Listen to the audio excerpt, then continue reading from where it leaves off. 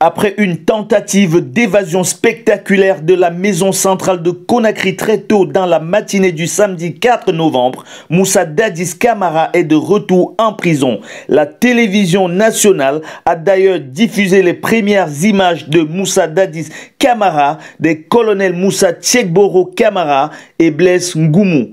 Le quatrième évadé, quant à lui, Claude Pivy, est toujours en cavale. Bonjour et bienvenue sur Info du Continent.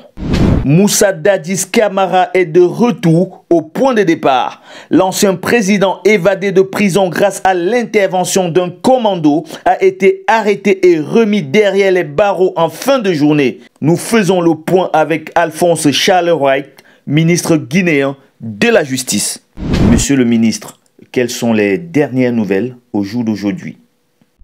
Aujourd'hui, je peux quand même informer l'opinion publique nationale et internationale grâce au professionnalisme des forces de défense et de sécurité que capitaine Moussa Dadis Camara, Moussa Kigoro et Blaise Ngoumou ont été reconduits à la maison centrale. Et la deuxième chose, j'ai instruit le procureur général près la cour d'appel de Conakry, j'ai instruit les procureurs compétents à l'effet d'ouvrir une enquête sans délai pour des cas présumés d'évasion. Donc c'est ce qui est en train d'être fait, c'est la raison pour laquelle dans les jours à venir, nous passerons la main à ces procureurs qui vont piloter l'enquête et au besoin, ils communiqueront pour éviter la désinformation et l'intoxication autour de cette procédure qui, à notre avis, ne peut pas porter atteinte au bon déroulement du procès comme je l'avais promis les premières heures.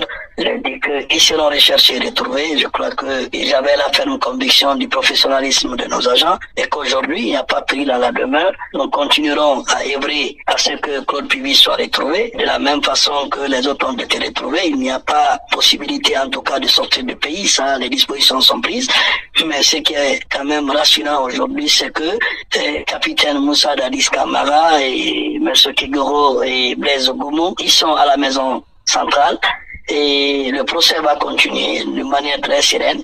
Cela ne porte pas atteinte à la présomption d'innocence qu'ils bénéficient, parce que c'est cela aussi un processus équitable, mais tout porte à croire que ces nouveaux faits feront l'objet d'enquêtes et de procédures, indépendamment de ce pourquoi ils sont renvoyés devant le tribunal criminel.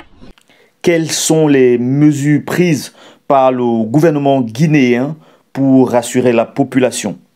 Aujourd'hui, il y a des patrouilles un peu partout pour pouvoir non seulement assurer la sécurité des personnes et de leurs biens. Beaucoup de mesures sont prises au niveau de la maison centrale. Le niveau de la sécurité a été relevé et le procureur général a requis les forces de défense et de sécurité d'assurer la sécurité qu'il faut au niveau de la maison centrale. Mais deuxième chose également, il a pris des dispositions sur mes instructions de pouvoir sécuriser toutes les prisons de son ressort parce que il faut pas oublier qu'aujourd'hui, les établissements pénitentiaires de notre pays aujourd'hui sont gardés par des gardes pénitentiaires qui sont pas armés, compte tenu des mesures de secret que nous impose la tenue des établissements pénitentiaires. Mais encore une fois de plus, nous allons dans un bref délai pouvoir mettre en place une élite que nous formerons très bientôt, en rapport bien entendu avec la gendarmerie nationale, qui vont assurer uniquement la protection des prisons et cela nécessite le recrutement. Il faut aller dans ça parce que vous savez, c'est un corps vieillissant des gardes pénitentiaires.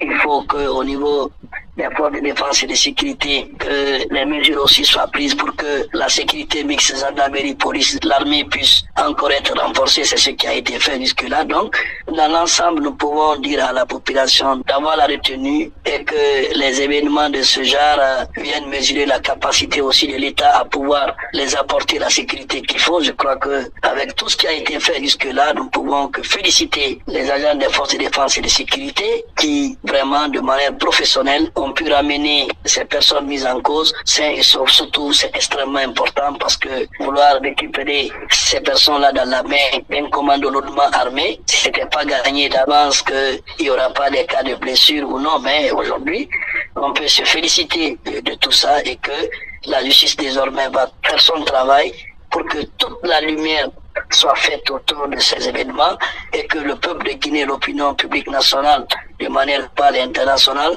puisse savoir ce qui s'est réellement passé. Et cela va de la quiétude sociale dans notre pays, la paix et l'unité nationale pour laquelle le président de la République prône tous les jours pour que les Guinéens se parlent. Il faut que les Guinéens acceptent de se réconcilier, mais tout ça en faisant la justice la boussole pour tous les citoyens. Merci, monsieur le ministre. Restez connectés sur Info du Continent pour être toujours plus près de l'actualité.